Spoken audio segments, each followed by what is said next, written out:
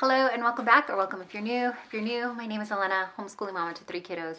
Here on the channel, we talk about everything from homeschooling to homemaking, all the things in between. As you can see from the title, we're gonna do a recap of how our December no spend went.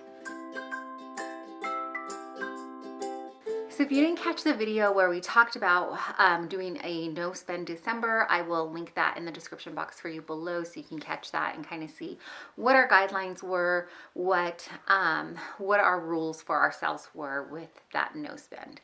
So December started off with a little bit of a twist because I ended up getting really sick for the first couple of weeks. So for about half the month, I would say, about 2 weeks, I was out. I was just not feeling well at all. I got really sick. So it could have gone one of two ways. We could have ended up costing us a lot more, where we were just having to pick up takeout, or like my husband would just have to bring food home, that kind of thing. But the way that it ended up working out is that we actually were able to stick to our budget a little better. And for those 2 weeks, definitely for the first week, I was not really able to eat very much at all.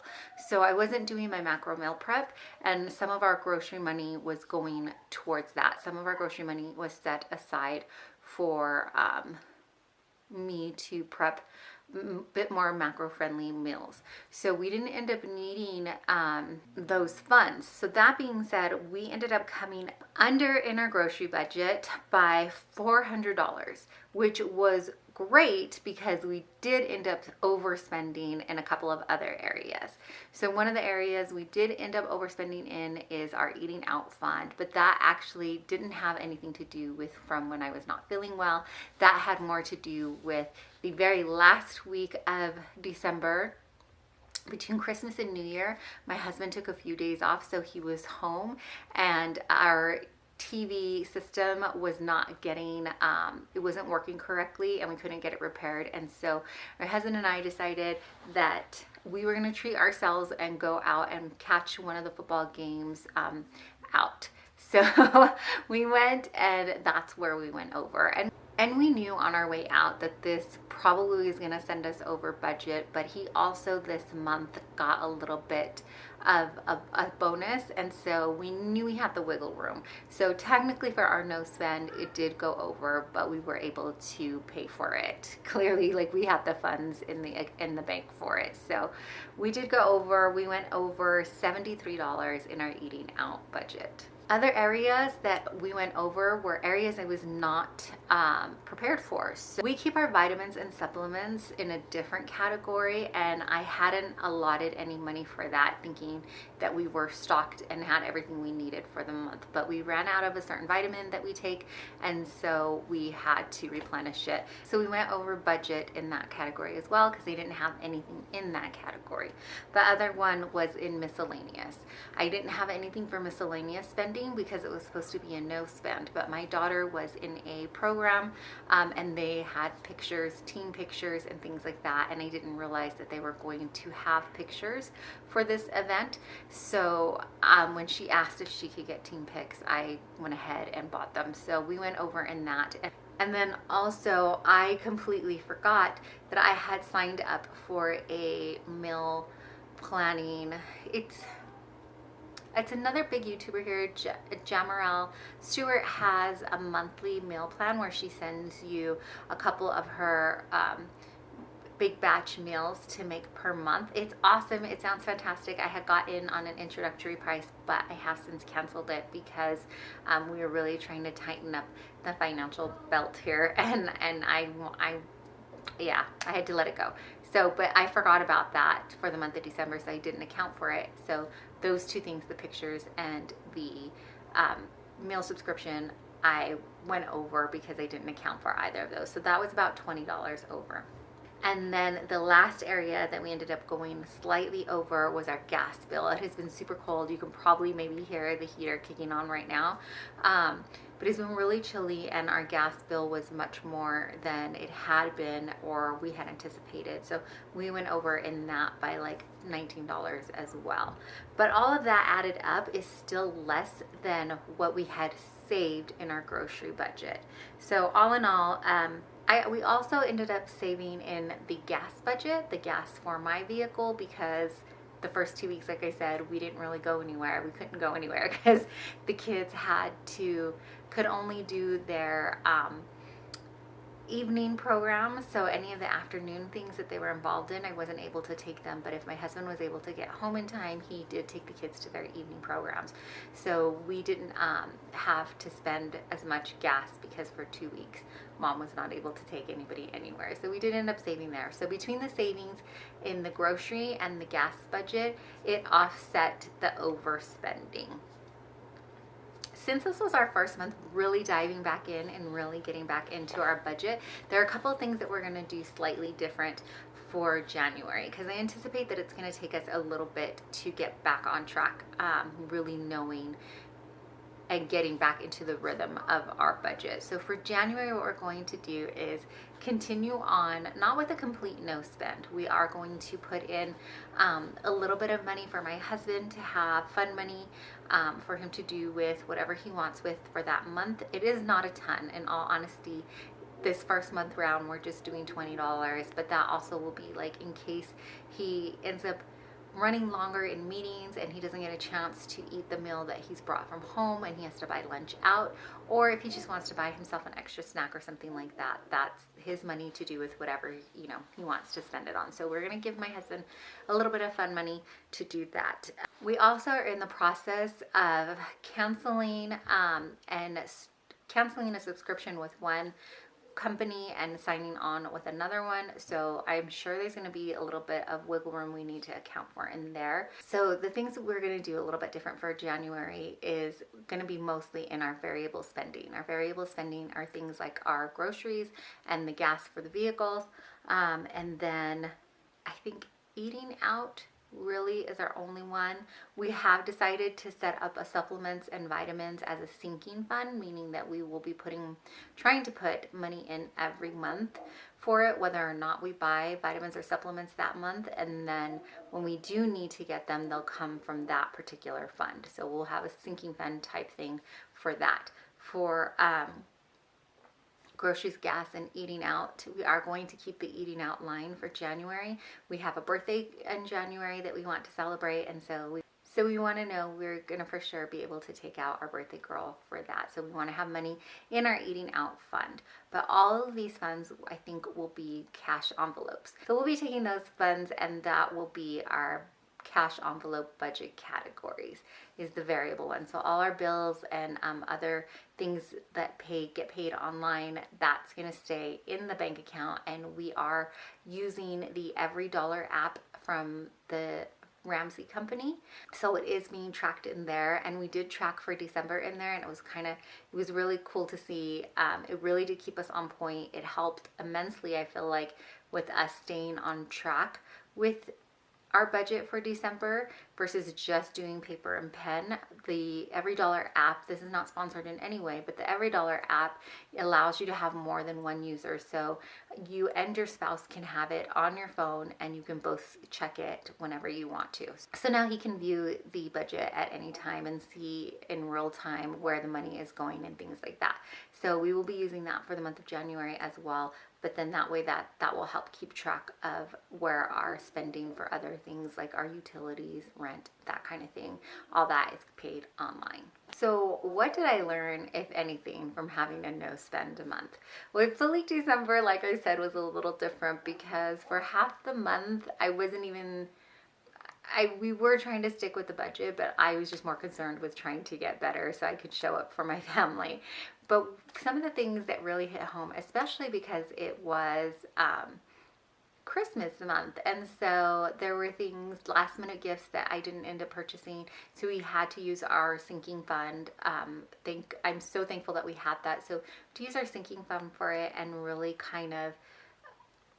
there were definitely less impulse purchases. I also learned that in some ways it was easier to say no because I was on a no spend. So I found myself being like, oh, I'd really like to get this new planner cover. And I would start searching on like eBay or Mercari or Poshmark, used websites first to see if I can find it. And then it would dawn on me that I'm on a no spend. I can't buy that anyways. So I would just close it down and not look anymore. Whereas I think I would before just continually look for the lowest price and then purchase it and try to figure out like if it was going to come, not either not look at the budget at all or try to figure out where I was going to pull that from. So it did help in that sense where I just couldn't spend because I was on a no spend anyway. So there was no point in like window shopping or virtual shopping. It also made me realize that if we're going to account for, if I wanted to purchase something like that, where it was a new planner cover, or at one point I was looking for books,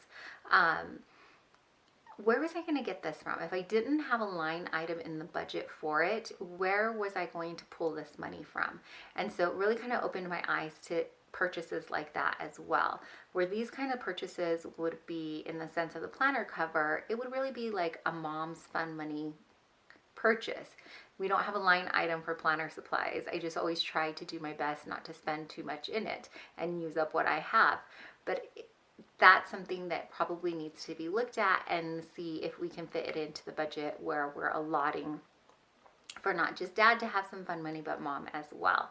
That is something we're looking at in January, just if you're curious, because well, I have been doing a deeper dive into our finances and kind of trying to get us back onto the rhythm and routine of it. That is one of the things that was said, is that even if you can only afford to do a couple of dollars for fun money, you want to definitely include that in your budget so that you don't feel like you're constantly restricting yourself. It's kind of like when you go on a diet and you want to just cut everything out and you're like, I'll never allow another piece of bread in my life to go through my lips. It's not feasible. It's probably not going to last you very long if you do it that way. So we will be looking at and seeing at, even if it's just a couple of dollars per month that we're going to allot for that. How long is it going to take me to save up to purchase this planner cover? So do I want it that badly, or would I rather have the books that I was looking at instead? And so I had to really weigh out my purchases and see, this is how long I'd have to save to purchase it, and do I want it that badly, and what do I want to prioritize purchasing first if I figure that I want both items. So it's really kind of cool to see that, eye-opening. I don't know if cool is the right word, but it was good to see and to figure that out again, because like I said, we were at a good point at one time where we didn't know where every dollar was going and we just got away from it. And so to relearn that nope, you're gonna have to figure out where the money's gonna come from, and is this the big enough priority for you? And another thing that we learned during the no spend is different budget categories that we've forgotten about. So like our vitamins and supplements, we would just buy our vitamins or certain supplements that we were taking. When we ran out, we were like, oh, we're out of fish oil, and so we just need to buy another one. Or we're out of this particular protein or this pre-workout. Well, I'll just get another one, and not really think about that. Either has to come from the grocery budget, or we need to have a separate line item for supplements and vitamins. Ultimately, that's what we've decided for our home, is that we're going to do a separate sinking fund for supplements and vitamins. But it did open up things where we were looking at our budget and realizing we didn't have a place or a category to account for these type things. Same thing with the kids' activities. We had to look at where we had to remember to allot for the children's activities, for the extracurricular things that they do. And so where in our budget we needed to create a line item for that, and then things like miscellaneous. So in addition to the kids having activities, there are going to be these miscellaneous items that pop up, like picture day, or if the kiddos get sick or we get sick and we need to buy some medicine, we need a line item for that, and we may not have budgeted for that week, or I mean, we may not have budgeted for that month, and so maybe we don't have a line item for it, and so it can kind of go in the miscellaneous item. So we realized we needed to have a miscellaneous category as well. I think that our first no spend month went fairly well. We did go over, like I said, in some categories, but then we were under in others, and did end up having just a couple $100s that it saved us. because of those checks and balances there. It did also open up our eyes again to budgeting and to looking at where our money is going, where every dollar is being spent. And so I think that was definite win too. And would I do it again? I'm not sure where the camera paused me at. The battery died, but in discussing whether or not we would do another one, I for sure think we will. Another one of the wins or things that we learned from it was that it wasn't just a learning process for us, but also for my kids. So my teen especially, who could understand a little bit more of what we were doing and why we were doing it, he was a good reminder to us where, oh, I want to go pick up this treat from the store, but maybe let's wait until we see what's left in the grocery budget. And to hear that just come out of your teen's mouth, I was just so elated. Also, he was such a huge help when mom was sick, because he was like, no, don't bring home dinner. Mom has a freezer meal, and I would walk him through how to do that. Here's how you put it in the Instant Pot. Here's set up the slow cooker, and here's how you're going to throw it in. So I am so grateful that I was able to prep a few meals before I went down, but he could see that we had a goal, and he was in the family goal as well, and he wanted us to succeed. So it really was a family type goal, not just me and my husband trying this no spend month. So if you have kids, I would highly encourage you, if you attempt a no spend month, to explain to them, one, why you're doing it. Our big goal is trying to save up to hopefully purchase a home of our own. And so we were like, we have to figure out how we're going to spend, how we're going to save anywhere we can. And so we're going to kick it off with this no spend month and kind of really get back on track with our finances. And my son and my kids were really on board with that. They were like, okay. And so tell your kids your why, share with them, and just include them in on this.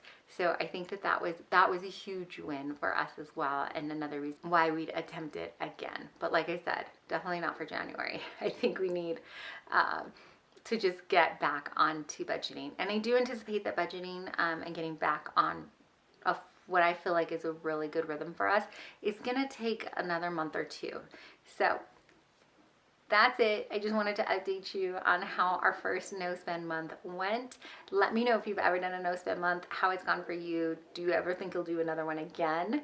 And as always, I want you to know, in case you don't know, or you just need to be reminded, you are deeply and truly loved and so, so appreciated. I really appreciate you taking your time out and spending it here with me. Thanks for watching.